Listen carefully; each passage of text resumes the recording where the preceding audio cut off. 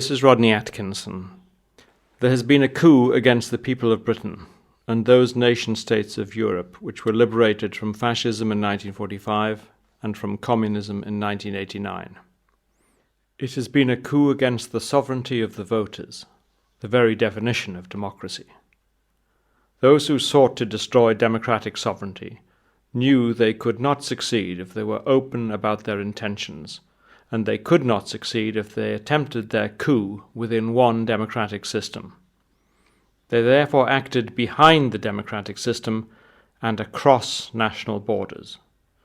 They established in the European Union a bureaucratic corporatist state so monolithic that most can be intimidated into silence by the very size of the project, and emasculated by the necessary remoteness of the powers involved. The plans for this essentially fascist process were laid and carried out by, among others, many leading Nazis and fascists after the Second World War, and realized in the European Union today. The fact that many naive constructors of today's Europe had good intentions does not mitigate the fact that they have summoned up the hated regimes of the fascist past and created structures built on the ashes of democratic nationhood, all of which coincides with the plans of the very European fascists they thought they were expunging. Now that their hitherto secret aim of turning the democratic nation-states of Europe into a gigantic corporatist empire is imminent, the new dictators have grown bold. Now they can act as if the voters do not exist, for they know the voters have no power. Although the European Constitution was thrown out comprehensively by the people of France and the Netherlands, it has been reintroduced in the form of the so-called Lisbon Treaty, and EU governments have been intimidated into avoiding referenda of their peoples. Having blocked such referenda, the European Commission had the unmitigated gall to launch a new initiative under the heading Debate Europe, Giving Citizens a Voice. 95% of the member states of the European Union denied their peoples the right to vote on the massive loss of democratic rights in the Lisbon Treaty. No wonder that, according to Eurobarometer tests of public opinion, only 50% of the people of the European Union now support the European Union at all. Even more disgracefully, the Irish may have changed their minds on Lisbon because they were frightened by the collapse of their economy.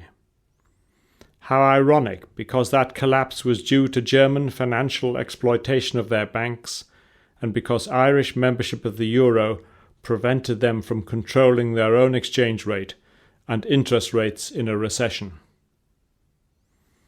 The Lisbon Treaty establishes a new legal country to which EU member states are subservient.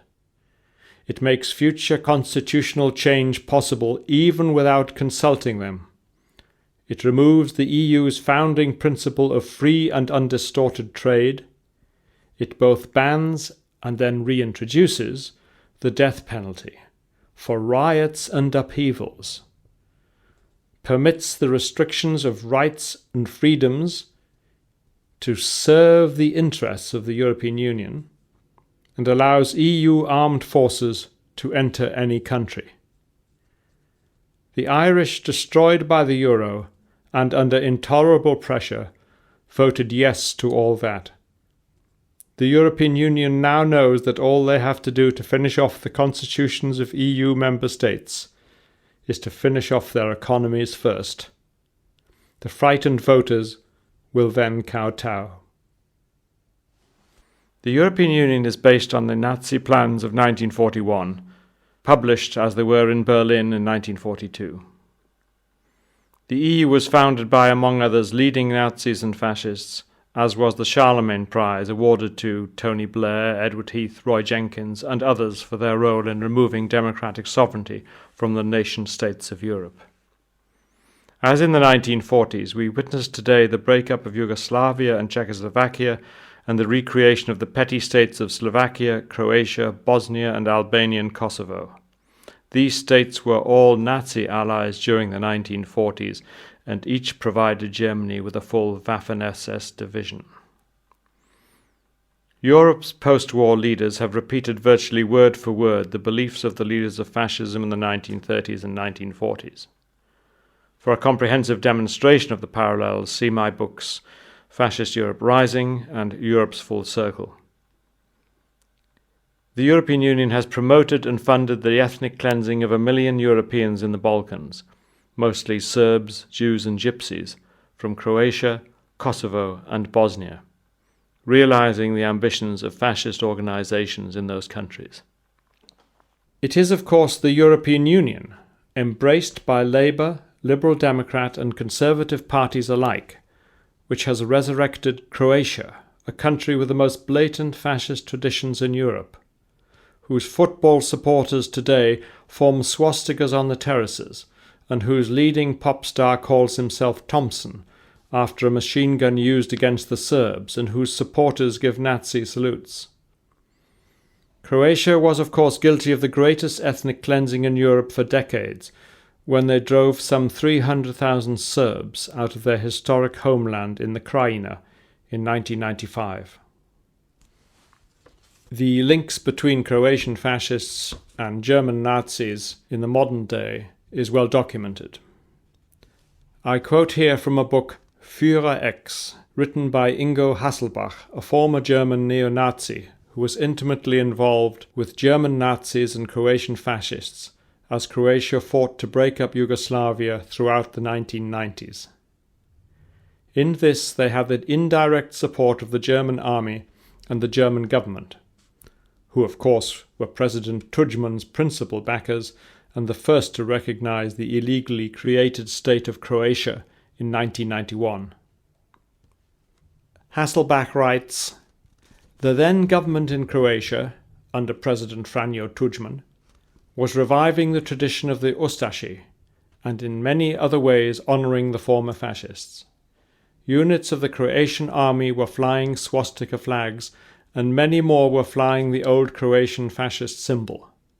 Croatia had become the first European government since World War II to openly embrace these symbols. All of the West German neo-Nazis saw it as a powerful opportunity. But Nero Reitz, the barking anti-Semite from Hesse, was particularly pleased.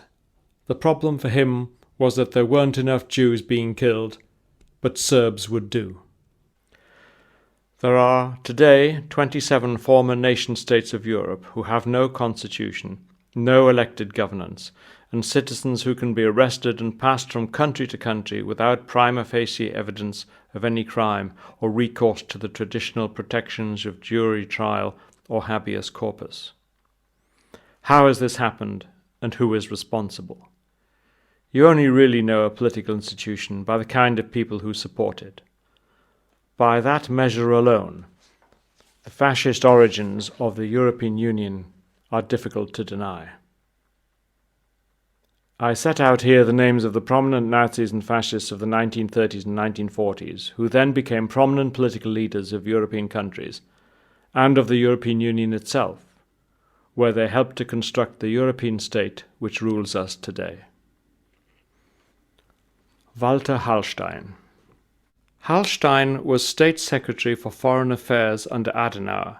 He established the Hallstein Doctrine, which denied diplomatic recognition to those states which recognized East Germany. He had been a member of many leading Nazi organizations, the most significant of which were the National Socialist University Lecturers Association, Dozentenbund, where he qualified as a Nazi leadership officer, enabling him to join the army as an officer in 1942.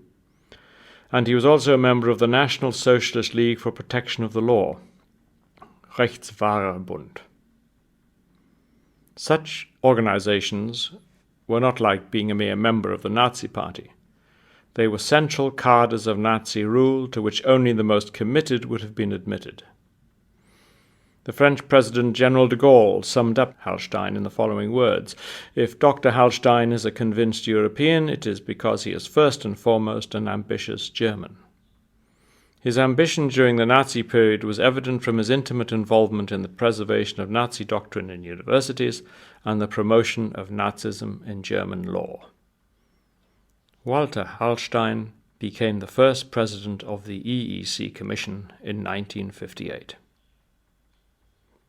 Paul Henry Spaak. Spaak joined the Belgian national government as foreign minister in 1936 and with Henri de Man developed the Belgian National Socialist Party. One of his notable acts was to refuse assistance to the legal Spanish Republican government then locked in civil war with Franco's fascists. In 1938, Spaak said, "Some people wish to lead us into a policy of solidarity with the democracies against the fascist states. I refuse to stick to such a policy." He concluded, "If Great Britain and France want to help Czechoslovakia by invading Germany through Belgium, they will be treated as invaders." In fact, as the memoirs of Sir Alexander Cadogan, the pre-war British cabinet minister, note, that is exactly how the British forces seeking to defend Belgium against the invading Nazis were treated. Paul Henry Spaak became one of the EU's founding fathers and Secretary-General of NATO. Walter Funk. Funk joined the Nazi Party in 1931 and promptly became not only Hitler's personal economic advisor, he was also Reich press chief and minister under Goebbels at the propaganda ministry. And finally he became the Reich's economics minister in 1938. He was the principal liaison man between the Nazi Party and the large industrialists from whom he obtained financial and political support on Hitler's behalf. On the 3rd of December 1938, Funk again advanced the policy of economic extermination by signing a decree which provided that owners of Jewish enterprises could be ordered to sell or liquidate their enterprises. Jews could be ordered to sell and were prohibited from acquiring any real estate. Jews were forced to deposit all stocks, mining shares, bonds, and other securities with specially designated banks, and accounts had to be marked Jewish. Funk was convicted at the Nuremberg trials, and on his release in 1957 he was employed by the Lower Saxony Education Ministry, where he helped to propagate the new European Economic Community to German schools and universities. Although Funk died in 1960, his blueprint for the European Economic Community, drawn up in Berlin in 1941, is virtually indistinguishable from the structure of today's European Union. Hans Josef Globke. By now you will have gathered that most of the Nazi functionaries continued in public life, either as officials or as politicians. Dr. Adenauer, Germany's post-war chancellor, appointed a man called Globke as his state secretary, that is, director of the chancellor's office in Bonn. Globke was the man who had drafted the Nuremberg race laws. It was on Globke's advice that Adenauer made his senior appointments. Globke helped to formulate the emergency legislation that gave Hitler unlimited dictatorial powers in 1933. He had also written a law commentary on the new Reich citizenship law, the Nuremberg race laws, which revoked the citizenship of German Jews. After the war, Globke became director of the Federal Chancellery of West Germany between 1953 and 1963, and as such was one of the closest aides to Federal Chancellor Konrad Adenauer during the plans for and the foundation of the European Union. Globke's key position as a national security advisor to Adenauer and his involvement in anti-communist activities in post-war West Germany made both the West German government and CIA officials wary of exposing his Nazi past. This led, for instance, to the withholding of Adolf Eichmann's alias from the Israeli government and Nazi hunters in the late 1950s, and CIA pressure in 1960 on Life magazine to delete references to Globke from its recently obtained Eichmann memoirs. Alcide de Gasperi. The then journalist, de Gasperi, belonged to that Catholic world of the early days of the Mussolini regime in Italy, with which the Vatican collaborated and maintained close contacts.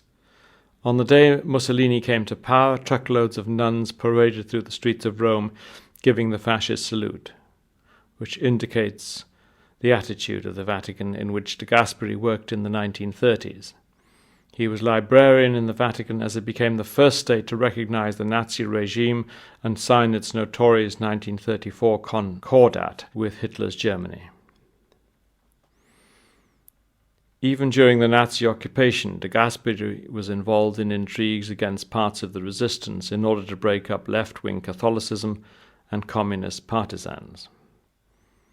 In 1943, as the war turned against the fascist powers, de Gasperi tried to reinvent himself by founding the Italian Christian Democrat Party. After becoming Italian president in December 1945, de Gasperi pleaded for an end to the criminal prosecution of Mussolini's fascist supporters. In 1952, he was awarded the Nazi-founded Charlemagne Prize, the principal prize for those constructing the European Union. Lady Diana Moseley. Like several aristocratic families and like so many politicians of all parties during the 1930s, Lady Moseley was charmed by fascism. Like Lloyd George, she admired Hitler. Like the liberal Lord Lothian or the socialist Arnold Toynbee, she would certainly have joined a Nazi-based government of Britain. Like Labour's Lord Allen of Hertwood, she would have argued for more African colonies for the German Reich, and like the conservative Sir Samuel Hoare, she would have tried to get rid of Churchill in order to prevent war. Her husband, Sir Oswald Mosley, founded a fascist newspaper called The European, and Lady Diana Moseley, in an interview with the BBC shortly before her death, poured scorn on British Eurosceptics and gave total support to the European Union. Strange that the BBC should so recently interview a lifelong fascist, but perhaps not, when we consider that the BBC kept Churchill off the air for 28 months between 1937 and 1939. Alfred Töpfer, the founder of the Alfred Töpfer Foundation. Töpfer's business interests in the 1940s provided slaked lime for the mass graves in the Lodge ghetto and was involved in the industrial exploitation of occupied France. In the final days of the war, Heinrich Himmler and other leading Nazis gathered at Töpfer's estate, Kalkhorst, a Nazi Reich leadership school. Foreign collaborators with the Nazis were trained to take over governorships of the German Reich in the conquered European states. The founder himself, Töpfer, gave race lectures at Kalkhorst. After the war, Töpfer supported financially Thies Christoffersen, the author of the book The Auschwitz Lie, which denied the extermination of the Jews. The Töpfer Foundation has, since the war, demanded further compensation for their lost Nazi land in the East. The former Nazi possessions comprise several hundred hectares and are the subject of dispositions made by the 1945 Potsdam Agreement. The Töpfer Foundation today has claimed the protection of the European Human Rights Convention. The foundation is today a highly influential political movement. The notorious foundation belongs to an influential group of German ethno-organizations and enjoys direct contact with the German government. A former Minister of State in the German Chancellery, Christina Weiss, Social Democrat, worked under the auspices of the Töpfer Foundation. Prince Bernhard of the Netherlands, originally the German Prinz zur Lippe Biesterfeld. Prince Bernhard, who was the co-founder of the Bilderberg Group and one of the original promoters of the European Union, had also been an SS intelligence officer before the war. He had been attached to the Nazi conglomerate IG Farben, which promoted Nazi interests around the world and spied for the German state. IG Farben was so dangerous that it was broken up by the Allies after the war, although many of its successor parts, like BASF, are particularly active in promoting the European Union today. This information about Bernhard and the company he worked for was confirmed by evidence of Max Ilgner, the former head of IG Farben, at his trial at Nuremberg. Despite continuous denials after the war that he had ever been a Nazi Party member, Bernhard was revealed in 1995, thanks to details released from US archives and published in the Netherlands, to have been a member of the Nazi Party from an early date, along with no fewer than 11 members of his family. A copy of his resignation letter is in the National Archives in Washington, D.C. The letter ended, "Heil Hitler," hardly a renunciation of Nazism.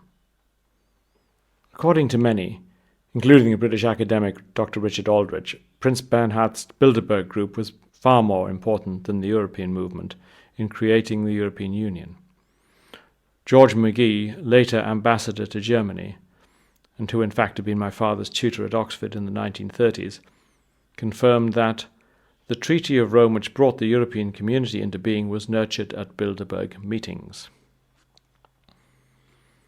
There was an interesting British press cover-up in 2002 when the Daily Telegraph printed an obituary of Prince Claus of the Netherlands on the 8th of October. Mention was made of his father-in-law, Prince Bernhard, having steered clear of the Nazis in the 1930s. I wrote to the obituary letter pointing out Prince Bernhard's long-standing membership of the Nazi Party, his role as an SS intelligence officer attached to IG Farben, etc., etc.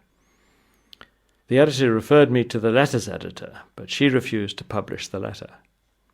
After detailed correspondence with Charles Moore of the Daily Telegraph, the paper still refused to publish the facts, i.e. to correct their complete falsehood about Prince Bernhard.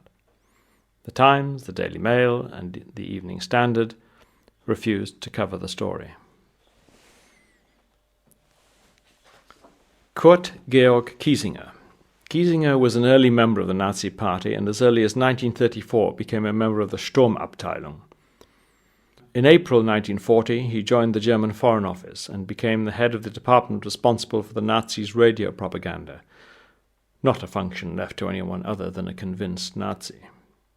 He is responsible for propaganda in the occupied territories, promoting the German military and political forces in France, Belgium, and Greece, where he broadcast via the Nazi Radio Patrice, encouraging chaos, murder, and sabotage by the population against the Greek state. Despite his consistent representation of the Nazi totalitarian state, after the war, in 1945, and with the support of two Nazi colleagues in the German Foreign Office, he was able to take up his career again.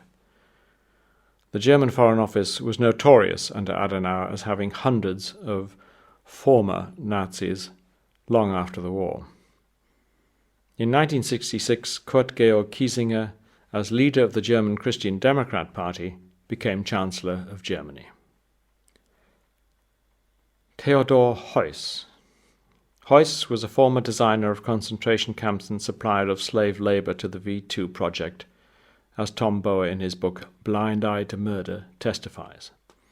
Heuss voted for Hitler's infamous Enabling Act in 1933, which gave the Nazis the power to override both houses of parliament, the source of Hitler's absolute power. Heuss became federal president of Germany in 1949 and was therefore intimately involved in the creation of the European Union. The Federal Union of European Ethnic Groups. The FUEV is an anti-Semitic, Nazi-supported, German-dominated promoter of ethnic, regional politics, and that very regional principle now being embraced in Britain by the Labour government. Both the Welsh nationalists and the Cornish separatists are associated with the FUEV. One ethnic group is excluded. As an early statement of the FUEV's principles established, Jews are excluded from ethnic rights enjoyed by other nations. Today that organization is active throughout Europe and in particular among German minorities in Germany's neighboring countries, the Czech Republic, Belgium, Denmark, Poland, etc. The FUEV pursues the goal of a federal Europe of the regions, which means in their own words the end of the unitary and centralized nation-states, but not, of course, the end of the centralized European superstate. Since the 1950s, when Hans Josef Graf Matuschka of the European Union of Germany, as it then was, succeeded in linking the FUEV to the German Foreign Office, the organization has had the financial support of the German government. It is involved in the European Union's Committee of the Regions and the European Council's Congress of Communities and Regions, and since 1995 it is represented in the UN itself. It is no mitigation of the above to say that most of those individuals are long gone, for the institutions they helped to found are not only active today, but the constitutional structures they created now govern most of Europe. They do so indeed by virtue of European treaties which refer consistently, in truly fascist style, to their irrevocable and irreversible provisions. The Charlemagne Prize. The prize was originally founded by the Nazis, but was then refounded in 1949 by the efforts of the Aachen textile merchant Kurt Pfeiffer.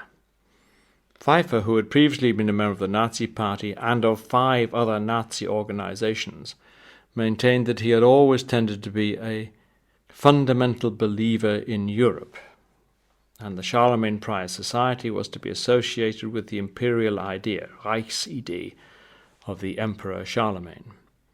The post-war image of Charlemagne as unifier of the Christian West was preceded by his Nazi portrayal as unifier of the German tribes. Charlemagne had been compared with Hitler, his Reich, and Greater Germany. This is clearly exemplified by the career of the Aachen professor of philosophy Peter Menneken, who took over the professorship previously occupied by an expelled Jew, and who after the war had authorized influence over the symbolism of the Charlemagne Prize and the liturgy of its award ceremonies. Menneken had joined the SA, the Stormtroopers, in 1933 and the Nazi Party in 1937.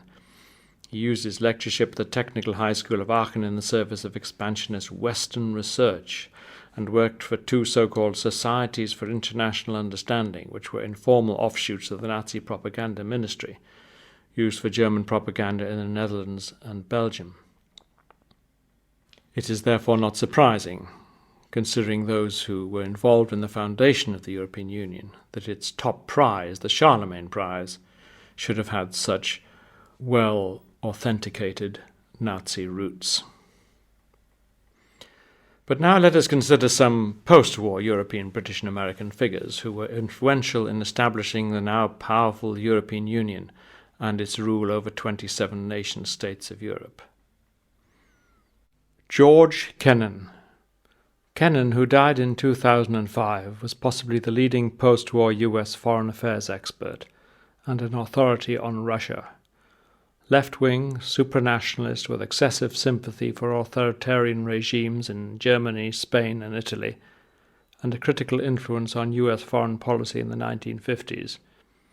Kennan was a regular attendee at the Bilderberg Group, which nurtured the creation of the European Union. Kennan found Nazi Germany so palatable that he studied in Heidelberg in the 1930s and stayed even until the early 1940s, when he was interned at Bad Nauheim. There he even lectured, obviously with the approval of the Nazis. The German magazine Der Spiegel reported on the 5th of December 1951 that, lecturing there, he had claimed that Germany's defeat would extinguish the 2,000-year-old history of European civilization.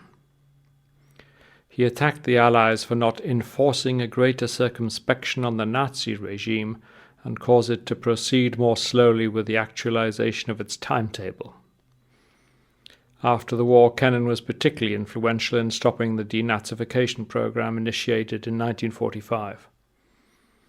A recent biographer chronicles Kennan's baffling appreciation of Europe's dictatorships, Mussolini's in Italy, Dollfuss's in Austria, Salazar's in Portugal.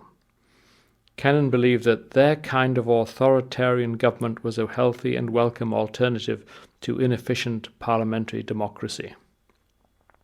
At Kennan's suggestion in the 1950s, the US changed its long-standing hostility to Franco's fascist regime in Spain in order to secure US influence in the Mediterranean.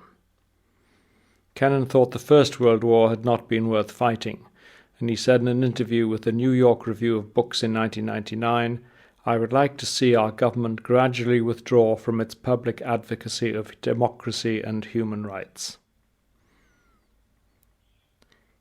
Giuliano Amato. was a former Prime Minister of Italy and became Vice Chairman of the European Union's Constitutional Convention, which drew up the European Constitution, which of course was thoroughly rejected by the French and the Dutch in referenda, but has been reintroduced in the so-called Lisbon Treaty. In the Italian newspaper La Stampa of 13th of July 2000, Amato wrote, "Sovereignty lost on a national level does not pass to any new individual. It is entrusted to a faceless entity, and those in command can neither be identified nor elected. As a matter of fact, the metamorphosis is already here. All we need are a few corrections here and there, along with a great deal of cunning. Their place will be taken by a multitude of authorities, each of which will be at the head of different interests." This, of course, is a classic element of fascism. And he continues, "Different interests that possess ambiguous levels of power. By moving, the power we are used to will disappear." In other words, the democratic power we are used to will disappear. Indeed, as we all know, it has disappeared. Amato continued in his La Stampa article, "In Europe one needs to act as if what was wanted was little in order to obtain much, as if states were to remain sovereign to convince them to concede sovereignty.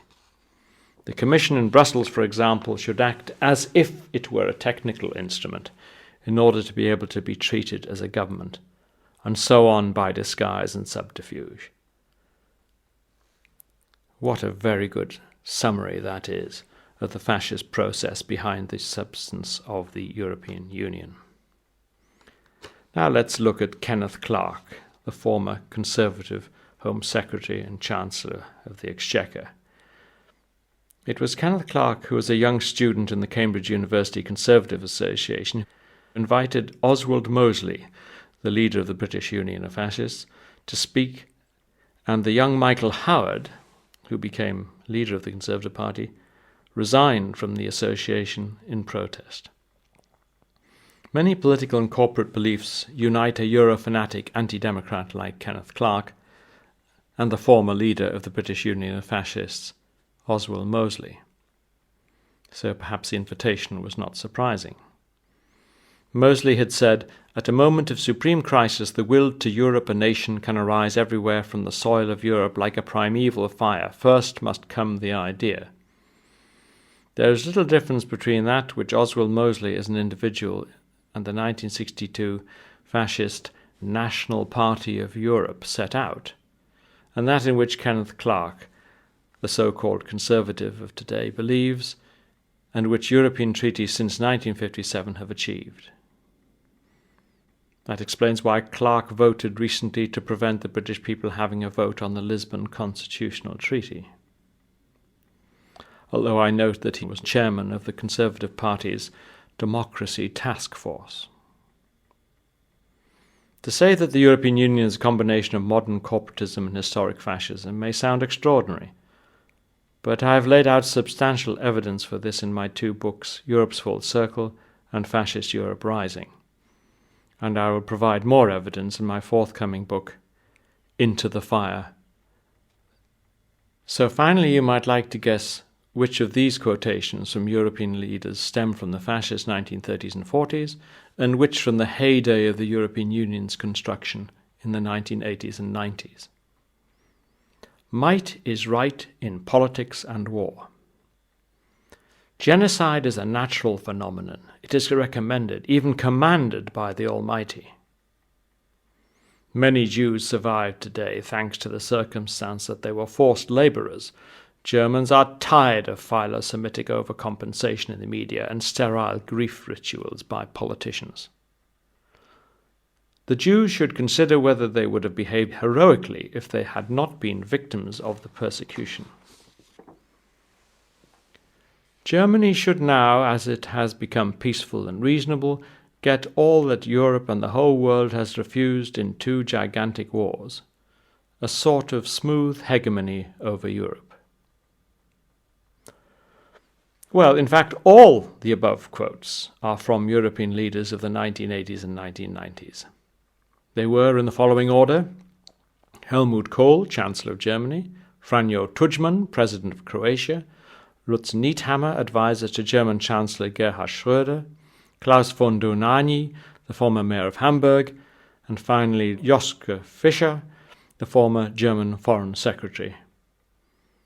No wonder, as Newsweek noted on the 6th of June 1997, the German troops who marched into Bosnia after the breakup of Yugoslavia were greeted with cries of Sieg Heil. And no wonder the Kosovo Albanians said as NATO troops marched in that they were pleased to see the fascist armies. And they meant it in complimentary fashion. We live in very dangerous times. But let us be in no doubt what has happened to the United Kingdom as it surrendered to the rule of those who have for centuries sought our destruction. Nothing has happened which our Parliament and our governments did not freely do to themselves, albeit behind the backs of the true sovereigns, the voters. And if our MPs and government wish to survive, there is no power on earth which can stop them restoring the sovereignty of a free British people. But so long as they refuse to do so, they are and will be seen to be guilty of the enslavement of Britain by those very imperialist and fascist European powers which 50 million deaths and 2 world wars apparently failed to defeat.